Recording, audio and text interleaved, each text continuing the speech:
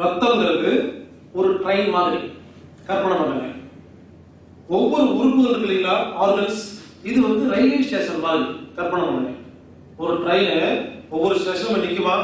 சில பேர் இறங்குவாங்க, சில பேர் ஏறுவாங்களா? சில பேர் ட்ரெயின் வந்து ஏற மாட்டாங்க, ஏன்? அவங்க ட்ரெயின் வரல. சில பேர் ஸ்டேஷன் வந்து இறங்க மாட்டாங்க, ஏன்? அவங்க ஸ்டேஷன் வரல. புரிஞ்சுங்களா? அதை புரிஞ்சா போதும். இப்ப என்ன பண்றோம், ரத்தத்தை வந்து ட்ரெயின் மாதிரி கற்பனை பண்ணுங்க, உறுப்புகளை ரயில்வே ஸ்டேஷன் மாதிரி கற்பனை பண்ணுங்க. ரத்தம்ங்கிற ட்ரெயின் இருதயம் ரயில்வே ஸ்டேஷன் ஆரம்பிச்சு ஒரு நிமிஷத்துல எல்லா ஸ்டேஷனுக்கும் போயிட்டு திரும்பி வந்துடும். அவ்வளவு ஸ்பீடான ட்ரெயின். இந்த ரத்தம் ஒவ்வொரு உறுப்புகளையும் போகுது இல்லைங்களா ஸ்டேஷனுக்குள்ள. அங்க சில பேர் இறங்குவாங்க, சில பேர் ஏறுவாங்க. இவங்க யாருன்னு பாக்கலாங்களா? முதல்ல இருதயம். இருதயம் ரயில்வே ஸ்டேஷன்ல ரத்தங்கிற ட்ரெயின் உள்ள போனா யார் இறங்குறா, யார் இறங்குறா? இருதயம் என்ன வேலை பண்ணுது? எல்லாரும் சொல்லுவாங்க இருதயம் என்பது ரத்தத்தை சுத்தம் பண்ணுது அப்படின்னு சொல்றீங்களா? கிடையாது. இருதயம் ரத்தத்தை சுத்தம் பண்றதே கிடையாது. ரத்தத்தை சுத்தம் பண்றது லங்ஸ், நுரையீரல், லிவர், கல்லீரல், கிட்னி, சிறுநீரகம். இருதயம் கிடையாது. சில பேர் சொல்லுவாங்க ரத்தம் வந்து இருதயத்துல ஊறுதுன்னு. அதுவும் கிடையாது. ரத்தம் மேனுஃபேக்சர் ஆகிற இடம் போன் மேரோஸ், எலும்பு ஜாயிண்ட் இருக்கு இல்லைங்களா, அங்க போன் மேரோஸ் இருக்கும். நான்வெஜ் சாப்பிடும் போது அந்த எலும்புக்குள்ள உரியும் பொழுது ஒரு மெதுவா ஒரு பொருள் வரும் இல்லையா, மெத்து அதான் போன் மேரோஸ். அதான் ஊற வைக்குது. அப்ப இது என்ன வேலை பண்ணுது? ரத்தத்தை சுத்தமும் பண்றது இல்ல, ஊற வைக்கிறதும் இல்ல. என்ன பண்ணுது? ரத்தத்துக்கு ஒரு பிரஷர் கொடுக்குது. ரத்தம் இருதயத்துக்கு போனா சொங்கி மாதிரி போற ரத்தத்தை பிடிச்சி பம்ப் பண்ணி விடுது. பிபி அப்படிங்கிற பிளட் பிரஷர் அப்படிங்கிற ஒரு ரத்த அழுத்தத்தை கொடுக்குது. வீட்டுல கீழே ஒரு தொட்டி, மேல ஒரு தொட்டி. கீழ் தொட்டி மேல ஒரு என்ன பண்றீங்க? ஒரு மோட்டார் பம்ப். இது என்ன பண்ணுது? தண்ணி சுத்தம் பண்ணுதா, இல்ல தண்ணி புதுசா உருவாக்குதா? இல்ல, இருக்கிற தண்ணியை பம்ப் பண்ண. அவ்வளவுதானே, ஒரு பிரஷர் கொடுக்குது. அவ்வளவுதானே இருதயத்தின் வேலை, ரத்தத்தை பம்ப் பண்றது. நான் இப்ப தியானம் பண்றேன் பாருங்க. தியானம் பண்ண போறேன். 1 மணி நேரம் டைம். நான் தியானம் பண்ண ஆரம்பிக்கிறேன். உடம்புல எந்த அசைவும் இருக்காது. உட்கார போறேன். 1 மணி நேரம் கழிச்சு என்னுடைய பிபியை யாராவது செக் பண்ணி பாருங்க, அது லோ பிபியா தான். எனக்கு மட்டும் இல்ல, உலகத்துல யாரு தியானம் பண்ணாலும் பிபி ரொம்ப லோவா இருக்குங்க. இவருக்கு யாரும் செக் பண்ணி பார்த்தது இல்லையா? நீங்களே காலையில் தியானம் பண்ணும்போது பாருங்க, மெதுவா இருந்து ரொம்ப மெதுவா தான் வேலை செஞ்சுச்சு. ஸ்பீடா வேலை செஞ்சா? முதல்ல ஆபீஸ் போடும்போது இருக்கும் அந்த பம்பு இருந்துச்சா? இல்ல. அப்ப என்ன ஆகுது? அப்போ ரொம்ப மெதுவா இருக்கு. செக் பண்ணி பார்க்க லோ பிபி இருக்கு. எதுக்கு சொல்றேன்னா, லோ பிபி என்பது ஒரு நோய் கிடையாது. தியானம் பண்றது யாராவது நோய் சொல்ல முடியுமா? தியானம் பண்ணும்போது லோ பிபி இருக்கு, அப்ப நோயா? நான் தியானம் பண்றேன், லோ பிபி இருக்கு. திடீர்னு கண்ணை திறக்கிறேன், நான் ஒரு கையை போட்டு ஆடுறேன். இப்ப என்னோட பிபி அதிகமாகுமா கம்மியாகுமா? அதிகமாகும். ஏன் அதிகமாச்சு? இந்த கை வேலை செய்தா, இந்த கைக்குள்ள எலும்பு நரம்பு சதை செல்கள் இருக்கா, இது வேலை செய்தா, அதை இயக்கிற மூளைகள் வேலை செய்தா, அப்ப நிறைய உறுப்புகள் வேலை செய்தா. நல்லா புரிஞ்சுக்கங்க. பிபி எப்ப அதிகமாகும்னா, நமது உடம்புல இருக்கிற செல்களுக்கு வேலை கொடுத்தா இருக்கிற எல்லா செல்லும் சாப்பிடுமா? கதை கொடுத்து கால்சியம், அயன், சோடியம், மெக்னீசியம், அது என்னென்ன வேலை இருக்கோ அதை மாதிரி சாப்பிடுமா? பிபி என்னன்னு புரிஞ்சுக்கங்க. ஒரு செல்லு கதவை திறந்து ஒரு பொருளை சாப்பிட்டா அது நரம்பு வழியா இருதயத்துக்கு அம்மா, இறுதி அம்மா, செல்லு குழந்தை, அம்மா நான் வேலை செய்யறேன், எனக்கு ஒரு பிபி அதிகம் பண்ணி கொடுன்னு கேட்கும். அவ்வளவுதான். இத்தனை செல்லு என்ன பண்ணுது? எனக்கு பிபி வேணும், பிபி வேணும் கேக்குது. பிபி அதிகமாயிடுச்சா? இப்ப 2 கை ஆடுறேன். இப்ப என்னோட பிபி லெவல் அதிகமாகுமா கம்மியாகுமா? அதிகமாகும். ஏன் அதிகமாச்சு? நிறைய செல் வேலை செய்யுது. இங்கிருந்து நம்ம எதிரி குச்சி வேகமா ஓடுறேன், பைபாஸ்ல ஓடுறேன். 1 கிலோமீட்டர் நான் ஸ்பீடா ஓடி போய் உட்கார்ந்த உடனே என் பிபி யாராவது செக் பண்ணி பாருங்க, எனக்கு ஹை பிபி இருக்குமா இருக்கா? இருக்கும். ஏன் ஹை பிபி வந்துச்சு? எல்லா ஊருக்கும் வேலை கொடுத்தனால பிபி அதிகமாயிடுச்சு. இப்ப சொல்லுங்க, நான் உட்கார்றேன், தியானம் பண்றேன், ஹை பிபி கொஞ்சம் கொஞ்சமா கம்மியாயிட்டே வருது, நார்மலுக்கு வருது, மறுபடியும் லோக்கு போயிடுச்சு. இப்ப சொல்லுங்க, அரை மணி நேரத்துல லோ ஹை லோ, இந்த பிபி நான் உடம்புல காமிச்சல, எனக்கு என்ன நோய் வந்துச்சா? இதுக்கு பேர் நோயா?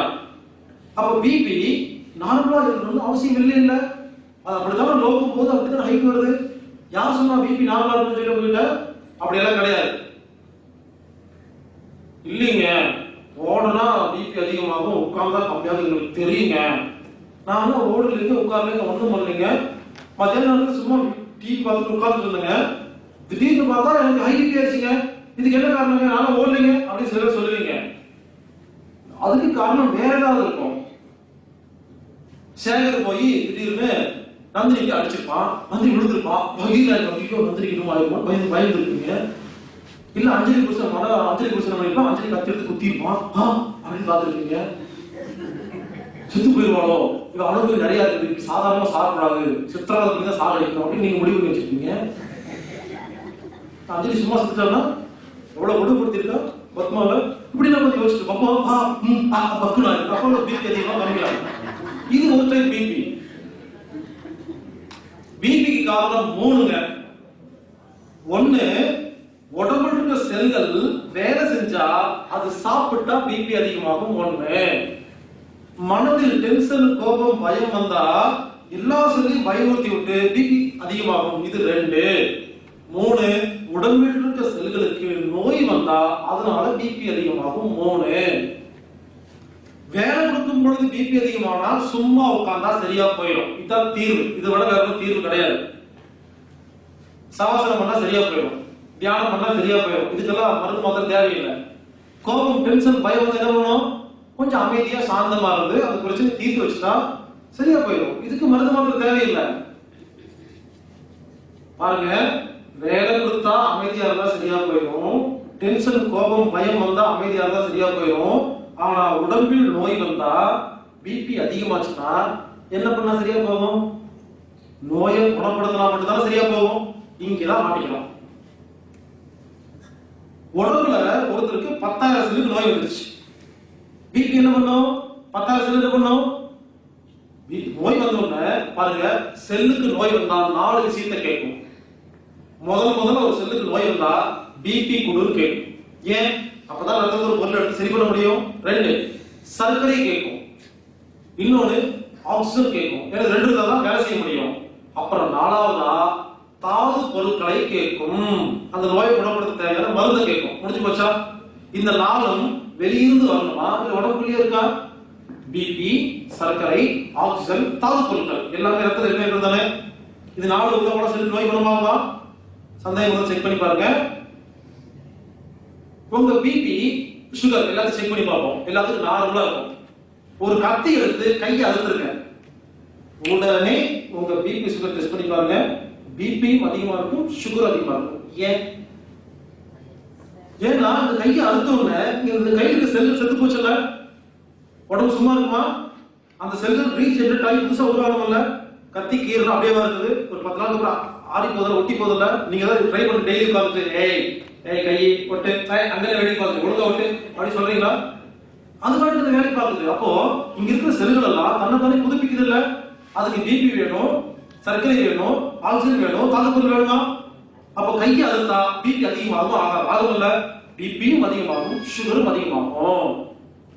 இப்ப சொல்லுங்க, இப்ப இந்த டைம் செக் பண்ணி பார்த்தா பிபி சுகர் அதிகமா இருக்குமா? இதே கம்மி பண்ணணும். இது நோயா? நோயை குணப்படுத்துறதுக்கு தான் பிபி சுகர் அதிகமாகும். அப்போ உடம்புல வேலை கொடுத்து பிபி வந்தா அமைதியா இருந்தா சரியா போகும். டென்ஷன், கோபம், பயம் வந்தா மனசு சரி பண்ணா சரியா போகும். உடம்பில் நோய் வந்தா நோயை குணப்படுத்தினா மட்டும்தான் சரியா போகும். அது வரைக்கும் பிபி சுகர் கம்மி ஆகாது.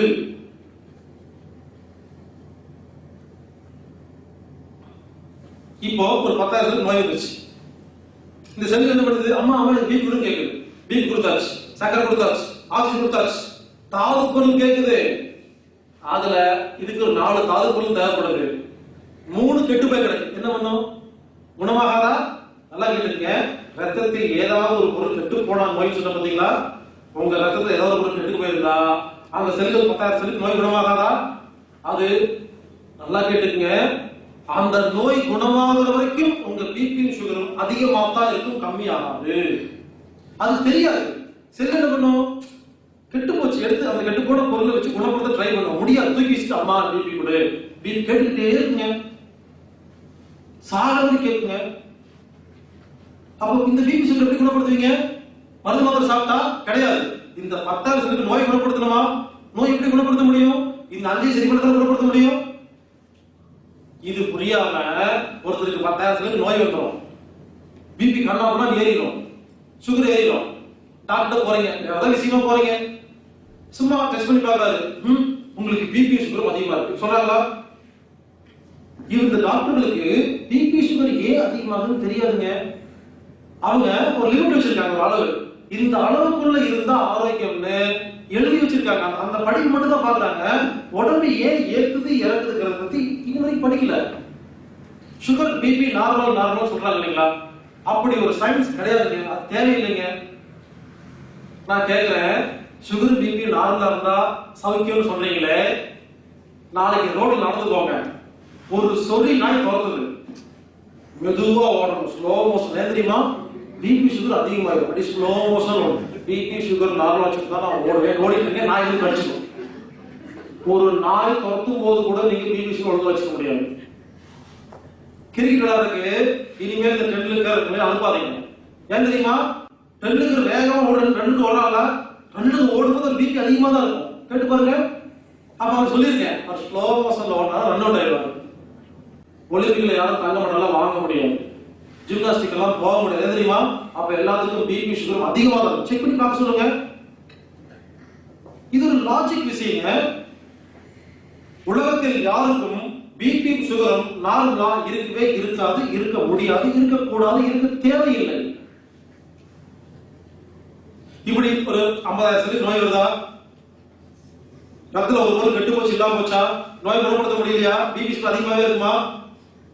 இந்த டைம்ல செக் பண்ணி பார்த்தா டாக்டர் என்ன சொல்றாங்க, உங்களுக்கு பிபி அதிகமா இருக்கு, சுகர் அதிகமா இருக்கு, ஹை பிபி லோ பிபி எல்லாம் பேர வச்சு ஒரு மருந்து கொடுக்குறாங்க. நீங்க சாப்பிடுறீங்களா?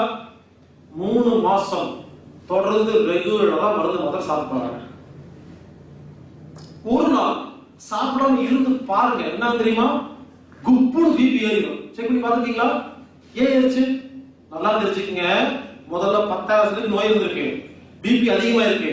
இந்த மாத்திரை, பிபிக்கு சுகர் கொடுத்த மாத்திரை, இந்த பிபி சுகர் மட்டும் தான் கண்ட்ரோல் பண்ணுச்சே தவிர நோய்களை குணப்படுத்தல. எந்த டாக்டராவது பிபி சுகருக்கு மருந்து மாத்திரை கொடுக்கணும், நோயை குணப்படுத்துன்னு சொல்லுங்க பார்க்கலாம். அதை குணப்படுத்தாது. இந்த மாத்திரை நேரம் போய் இருக்குது, இருதயமே வெட்டி உதச்சிடும், ஒழுங்கா நான் சொல்ற மாதிரி குடிக்கணும், ஒரு கணக்கு சுருக்கி வச்சிருக்கு. அதுக்கு மாத்திரை சாப்பிடுறீங்க, என்ன ஆகும்? இருதயம் ஒரே மாதிரி துடிச்சிட்டு இருக்கும். இந்த நோயை யார் குணப்படுத்துவா? முதல் நாள் கண்ட்ரோல் பண்ணிட்டீங்க, டெய்லி கண்ட்ரோல் பண்றது என்ன ஆகும்? டெய்லி புதுசா 5,000 10,000 நோய் வருமா? தப்பா உடம்பு வளர்த்துறோம்ல, அப்ப நோய் அடிபடும்ல, நோய் வரும்ல. டெய்லி 5,000 10,000 1 லட்சம் 50 லட்சம் நோய் வந்து என்ன ஆகும்? 3 மாசத்துல உங்க உடம்புல 10 லட்சம் நோய் வந்துருமா? ஆனா பிபி கண்ட்ரோலாவே இருக்குமா? திடீர்னு ஒரு நாள் மாத்திரை எடுத்துனா இந்த இறுதி கட்ட விட்டுட்டீங்களா? இறுதி என்ன பண்ணும்? அப்பா 3 மாசமா எவனோ கட்டி வச்சிருக்கான் அப்படின்ட்டு பார்ப்போம். பார்த்தா 10 லட்சம் நோய் இருக்கும், இறுதி சும்மாவா இருக்கும், 10 லட்சம் செல்லுக்கும் பிபி கொடுக்கும். அப்ப என்ன ஆகும்? குப்புன்னு பிபி ஏறும். நாம நினைச்சுக்குவோம், இந்த மருந்து மாத்திரை 3 மாசம் சாப்பிடுற வரைக்கும் பாரு, பிபி கண்ட்ரோலா இருந்துச்சு, நாம ஆரோக்கியமா இருக்கோம். நிறுத்தணும், குப்புன்னு ஏறிடுச்சு, இனிமேல் நிறுத்தக்கூடாதுன்னு பயப்பட்டு ஒழுங்கா பர்ஸ்ல வச்சு டெய்லி ஒழுங்கா சாப்பிடுவீங்களா? இப்ப சொல்லுங்க, நோய் பெருசு பண்றீங்களா சிறுசு பண்றீங்களா? பிபிக்கு யாரெல்லாம் மருந்து மாத்திரை சாப்பிடுறீங்களோ, மருந்து மாத்திரை மூலமா பிபி கண்ட்ரோல் பண்றீங்களோ, அத்தனை நாளும், அத்தனை வருஷமும், அத்தனை மாசமும் உங்க நோய் ஒண்ணு கூட குணமாகாது. உடம்புல பிபி சுகரும் அதிகமானதா ஒரு நோயை குணமாகுங்க? ஒண்ணு இல்ல, கையெழுத்து அப்படி அடிச்சு பாருங்க, அடுத்த செகண்ட் பிபி சுகர் அதிகம் ஆகணும். அதான் உண்மையான நல்ல உடம்பு. வலி கொஞ்சமா கம்மியாகுது இல்லையா? என்ன அர்த்தம்? பிபி சுகர் கம்மியாகிறது அர்த்தம். அந்த வலி காணாம போகும்போது பிபி சுகர் இருக்காது.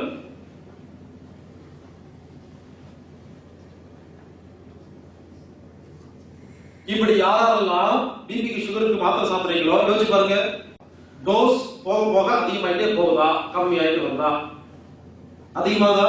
அப்ப என்ன அர்த்தம்? சக்சஸ்ஃபுல்லா நோயை பெருசு பண்ணிட்டு வரீங்கன்னு அர்த்தம். Very good. இருதயத்தை முதல்ல 10,000 நோய் இருக்கும்போது, 10,000 நோய் இருக்கும் பொழுது சின்னதா ஒரு கையில் கொடுத்து கட்டிடலாம், அது குட்டி மாத்திரை. அப்ப சொல்லுவாங்க, சார் மறுபடியும் மயக்க வர மாதிரி இருக்கு சார், என்ன மாத்திரை சாப்பிடுறீங்க? 50 mg தான், 100 mg. என்ன பண்ணிட்டாங்க? பெரிய கயிறு கொடுத்துட்டாங்க. அதுக்கப்புறம் பண்ணுவாங்க, தாம்பு கயிறு கொடுப்பாங்க. அதுக்கு இறுதி அழகாது, அப்புறம் இரும்பு கம்பி கொடுப்பாங்க. டோஸ் ஏன் அதிகமாயிட்டு போகுதுன்னா, இருதயம் பிபி அதிகம் பண்றதுக்கு முயற்சி பண்ணிட்டு இருக்கு. நீங்க அதை கண்ட்ரோல் பண்றதுக்கு இன்னும் ஹெவி டோஸ் குடிச்சு இன்னும் அமைக்க வைக்கிறீங்க. இது என்ன ஆகும்? ஒரு ஸ்டேஜ்ல மாத்திரை நீங்க நிறுத்தவே முடியாத கண்டிஷனுக்கு போயிடும். திடீர்னு நிறுத்துவீங்க, யாராவது அதுக்கு மேல சொல்லிடுவாங்க மாத்திரை நிறுத்துங்க அப்படின்னு. டெக்னிக் சொல்லி கொடுக்க மாட்டாங்க. பிபிக்கு மருந்து மாத்திரை சாப்பிடுறது தப்புன்னு யாராவது சொல்லி ஒரு நாள் நிறுத்திட்டீங்கன்னா அத்தனை செல்லுக்கு நோய்களை கொடுத்துருக்கு. பிபி கண்டாமல் அதிகமாயிருமா? என்ன அதிகமானா மூளைக்குள்ள எங்கேயாவது ஒரு பிளட் வெசல்ஸ் வெடிச்சிடும். ஒண்ணு ஹார்ட் அட்டாக் வரும், இருதயத்துல போய் ஹார்ட் அட்டாக் வரும், இல்ல பிரைன் டியூமர் வரும், இல்ல பக்கவாதம் வரும், ஏதாவது வந்துடும். அப்புறம் சொல்லுவாங்க, பாத்தியா பிபி கண்ட்ரோல் பண்ணாதனால பக்கவாதம் வந்துருச்சுன்னு. பிபியை கண்ட்ரோல் பண்ணனால பக்கவாதம் வந்துச்சு. முதல்ல மருந்து மாத்திரம் சாப்பிடக்கூடாது, சாப்பிட்டா உடனே நிறுத்தக்கூடாது. நம்ம டெக்னிக் பிரகாரம் நான் சொல்லி தருவேன். எப்படின்னா 10 பிரகாரம் நிறுத்தினாதான் குணமாகும். எடுத்து நிறுத்த முடியாது, எடுத்து ஹெவியா ஆரம்பிக்க முடியாது. நீங்க புரிஞ்சுக்க வேண்டியது, பிபிக்கு மருந்து மாத்திரை சாப்பிட்டு இருதயத்தை கண்ட்ரோல் பண்ணா அது நோய், அவ்வளவுதாங்க. பிபியை கண்ட்ரோல் பண்ணா நோய். யோசிச்சு பாருங்க, உலகத்துல எல்லா டாக்டரும் பிபியை ஒழுங்கா வச்சுக்கிட்டு ஆரோக்கியம் சொல்றாங்களா? பிபியை யாரெல்லாம் மருந்து மாத்திரை சாப்பிட்டு ஒழுங்கா வச்சுக்கிறீங்களோ அதுக்கு பேர் நோய். இன்னொன்னு சொல்றாங்க, பிபிக்கு யாரெல்லாம் மருந்து மாத்திரை சாப்பிடுறீங்களோ உங்க செலவுல உங்க உடம்புக்கு நீங்களே சூன்யம் வச்சுக்கிறீங்க. நீங்க புரிஞ்சுக்க வேண்டியது, பிபியை கண்ட்ரோல் பண்ணக்கூடாது, உடம்பில் உள்ள நோய்களை குணப்படுத்தணும். இந்த பிபி நார்மல் சொல்றாங்க இல்லைங்களா? இது யார் கண்டுபிடிச்சா? ஒரு காலத்துல ஆபரேஷன் பண்ணுவாங்க இல்லைங்களா? கத்தி அறுத்து வயிற்று அறுத்து ஆபரேஷன் பண்ணுவாங்க. சில ஆபரேஷன் எமர்ஜென்சி பண்றாங்க இல்லையா? நல்லா கேட்டுங்க. ஒருத்தர் நார்மலா இருக்காரு, அவர் மட்டும் அட்மிட் பண்ணியாச்சு, அவருக்கு மயக்க ஊசி கொடுத்து தூங்க வச்சாச்சு, தூங்கிட்டு இருக்காரு. கத்தி எடுத்து வயிற்று அறுக்குறாங்க. வயிற்று அறுத்த உடனே நம்ம இருதயம் வந்துட்டு, ஐ யாரு நம்ம குடும்ப டாக்டரா, சரி சரி அவர் தானே ஆபரேஷன் பண்றாரு, சும்மாவா இருக்கும், அது அதெல்லாம் தெரியாது. கத்தி வைத்து அறுத்த உடனே எத்தனை செல் செத்து போயிருக்கும். உடனே என்ன பண்ணும்? எல்லா செல்லும் புதுப்பிக்க ஆரம்பிக்குமா? யோசிச்சு பாருங்க. அடிச்சாலே பிபி அதிகமாகுது, கத்தி வச்சு வெட்டினா சும்மாவா இருக்கும்? எவ்வளவு பிபி அதிகமாகும், எவ்வளவு சுகர் அதிகமாகும். ஏன்னா எல்லா செல்லையும் குணப்படுத்திருக்காங்க. அப்போ இது என்னாகும்? ஹார்ட் அட்டாக் வரும், இது ஸ்ட்ரக் ஆகும், உயிர் போயிருமா? சுகர் அதிகமாயிடும். அதுக்காக என்ன பண்ணாங்க, நல்லா கேட்டுங்க, ஆபரேஷன் பண்ணும் பொழுது சுகரையும் பிபியும் நார்மலா வச்சுக்க சொல்லி டாக்டர் கிட்ட சிலபஸ்ல சொல்லி கொடுத்தாங்க. இதுக்கு உடம்பை ஏமாத்துறதுக்கு. சுகர் பிபி நார்மல் ஒரு சயின்ஸ் இருக்கு இல்லையா, அளவு, அது உடம்பை ஏமாத்துறதுக்கான அளவு. அப்ப என்ன பண்ணுவாங்க, ஆபரேஷன் போறதுக்கு முன்னால சுகருக்கும் பிபிக்கும் மருந்து மாத்திரை கொடுத்து அதை கண்ட்ரோல் பண்றதுக்கு ஒரு மெடிசன் கொடுத்துட்டு இப்ப கத்தியை தருப்பாங்க. என்ன ஆகும்? சுகரும் அதிகமாகாது, பிபி அது ஒரே நார்மல் இருக்குமா? ஏன்னா இருந்து ஏமாத்தி வச்சிருக்காங்க. இப்போ ரத்தம் நிறைய வெளியே போய் விரயமாகாது, ஹார்ட் அட்டாக் வராது. இப்படித்தான் ஆபரேஷன் பண்ணணும். அதுக்காக இந்த மீட்டிங் வந்துட்டு நாளைக்கு ஆபரேஷன் பண்ண போகும்போது, ஹலோ டாக்டர் எனக்கு பிபி சுகருக்கு மருந்து மாத்திரை கொடுக்காம ஆபரேஷன் பண்ணுங்கன்னு சொன்னீங்கன்னா உயிர் போயிடும். எங்க பயன்படுத்தணும் எங்க பயன்படுத்தக்கூடாதுன்னு தெரியணும். இப்படி ஆபரேஷன் பண்ணும்போது எமர்ஜென்சில சில முக்கியமான சீரியஸா இருக்கும் பொழுது மட்டும்தான் பிபி சுகர் கண்ட்ரோல் பண்றதுக்கு மருந்து மாத்திரை சாப்பிடணும். இன்னொரு விஷயம், இந்த பிபி சுகர் நார்மல் இருக்கு இல்லைங்களா, அந்த நார்மல்ங்கிற அந்த மெஷர்மெண்ட் டாக்டருக்கு சொல்லி கொடுத்தாங்க. டாக்டர்கள் அவங்களுக்கு மட்டும் தெரிஞ்சுக்கிட்டா போதும், பேஷண்ட்டுக்கு சொல்ல வேண்டிய அவசியமே கிடையாது. ரோட்ல போற வரவங்க அவங்க கத்துக்க வேண்டிய அவசியம் இல்லை, அது அவங்களுடைய வேலை. அப்படி ஒரு நார்மல் சிஸ்டம் இருக்குங்கிறத அவங்க தெரிஞ்சுக்கிட்டா போதும், பொதுமக்களுக்கு சொல்ல வேண்டிய அவசியமே இல்லை. இவங்க என்ன பண்ணிட்டாங்க, அதுக்கு தான் மருந்து மாத்திரை கொடுத்து ஆபரேஷன் பண்ணுவாங்க. ஆபரேஷன் முடிச்சு தையல் போடுவாங்களா? தையல் போடுறது தான் டாக்டர். ஒட்ட வைக்கிறது யாரு? உடம்பு தானே. எலும்பு ரெண்டு ஒண்ணா வைக்கிறது தான் டாக்டர். எலும்பு ரெண்டு கூடிக்கிறது உடம்போட வேலை தானே. அப்போ இந்த பிபி சுகருக்கு மாத்திரை கொடுத்து கண்ட்ரோல் பண்ணி தையல் எல்லாம் போட்டு வீட்டுக்கு வச்சிருவாங்க. 10 நாளைக்கு மாத்திரை சாப்பிட சொல்லுவாங்க. எதுக்கு? 10 நாள் பிபி சுகர் கண்ட்ரோல் பண்ணி வச்சிருப்பாங்க. 10 நாள் அவர் மாத்திரை சாப்பிடக்கூடாது. என்ன ஆகும்? அது வரைக்கும் ஒழுங்கா இருக்கும். அதுக்கப்புறம் தான் பிபி சுகர் அதிகமாகி கம்மியாக என்ன தெரியுங்களா, அதை ஒட்ட ஆரம்பிக்கும். உடம்பில் நோயை குணப்படுத்தணும்னா பிபி சுகர் அப் அண்ட் லோக்கு போனா மட்டும்தான் உடம்பில் நோய்கள் குணமாகும். இதுக்காக கண்டுபிடிக்கப்பட்டதுதான் சுகர் மாத்திரை, பிபி மாத்திரை.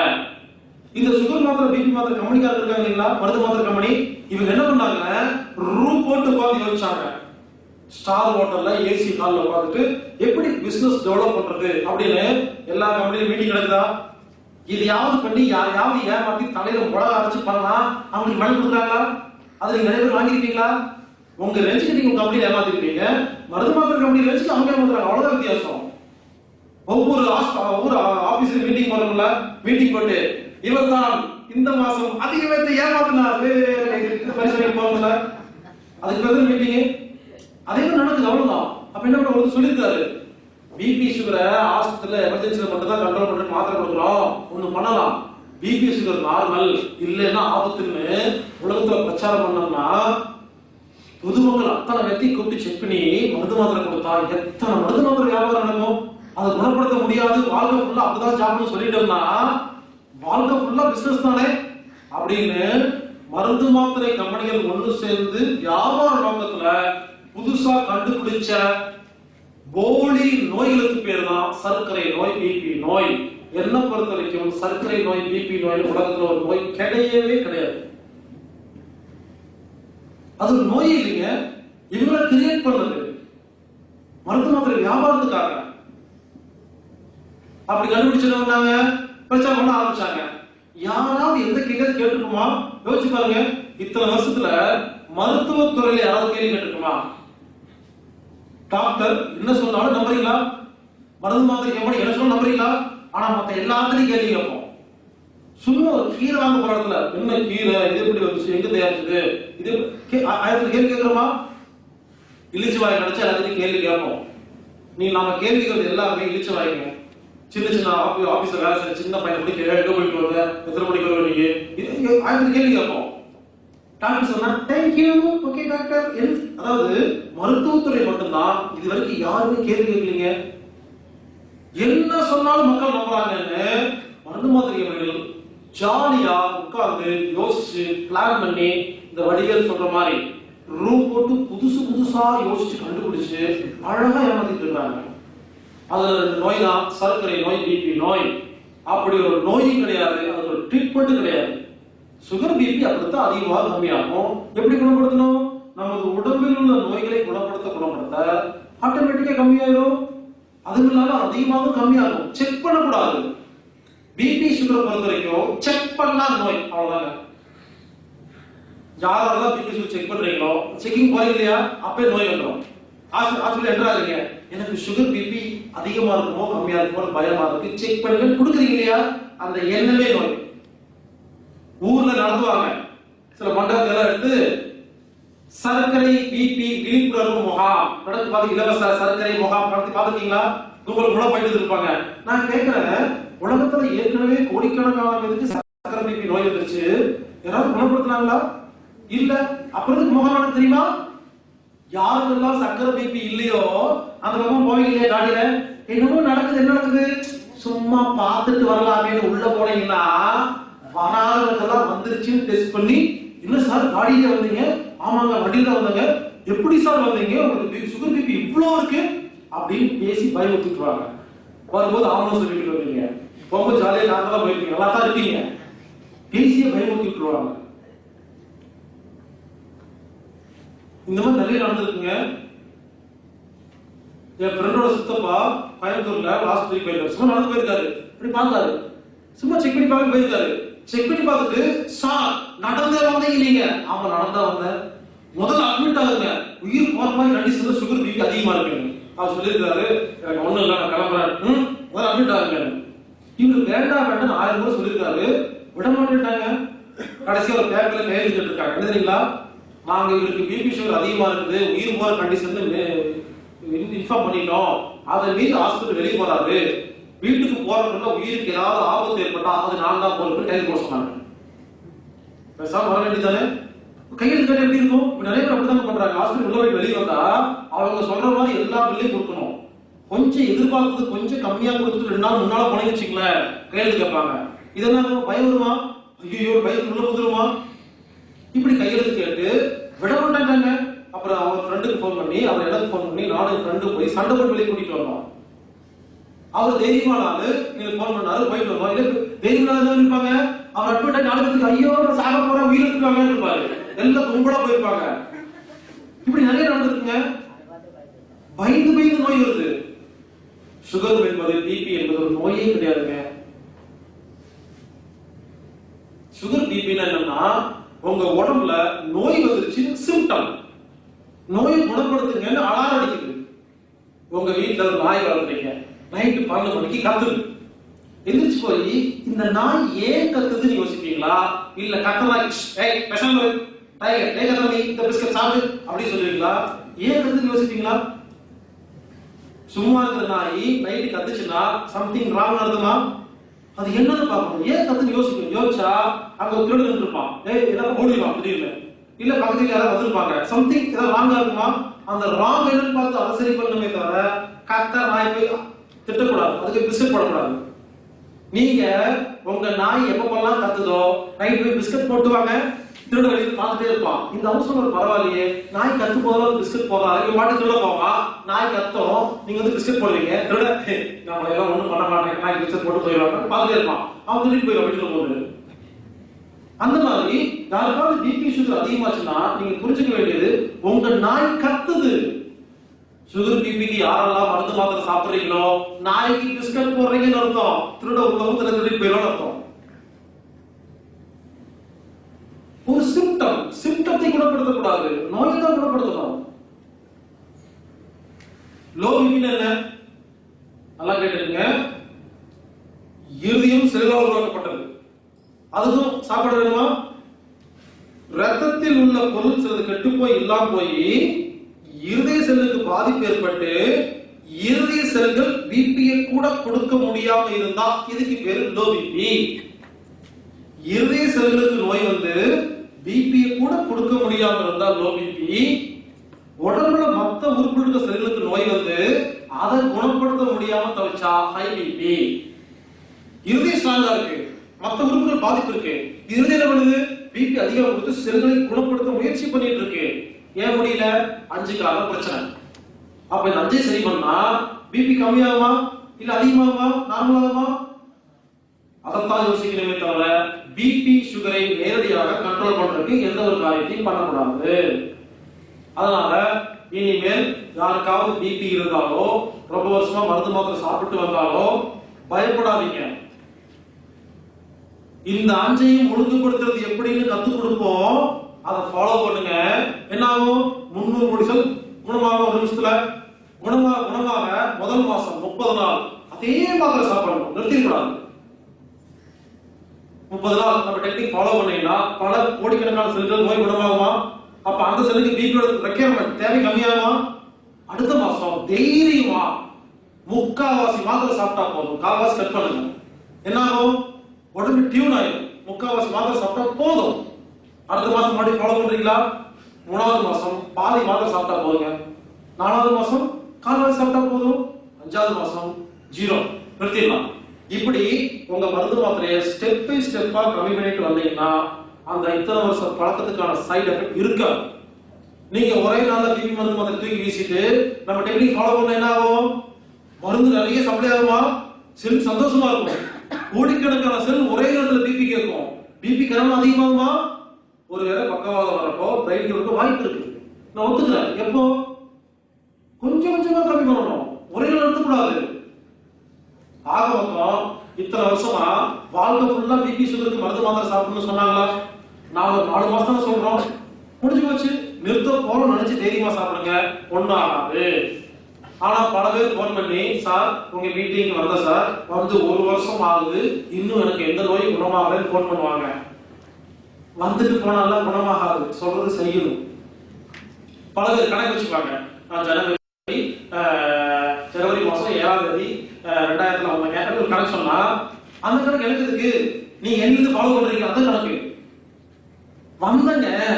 ஆனா நீங்க சொன்ன மாதிரி செய்யறதுல டைம் இல்லைங்க அப்படின்னா அது கணக்கே கிடையாது. சொல்றது எல்லாத்தையும் செய்யறது தான் உங்களுக்கு கணக்கு, ஃபாலோ பண்றீங்க கணக்கு. இது புரிஞ்சுக்கணும். அதனால இனிமேல் யாரும் பிபி பத்தி கவலைப்படாதீங்க. இனிமேல் யாருக்காவது பிபி இருந்தா 4 மாசத்துக்கு அப்புறம் உங்களுக்கு பிபி கிடையாது. சந்தோஷமா சௌக்கியமா நிம்மதியா வாழலாம்.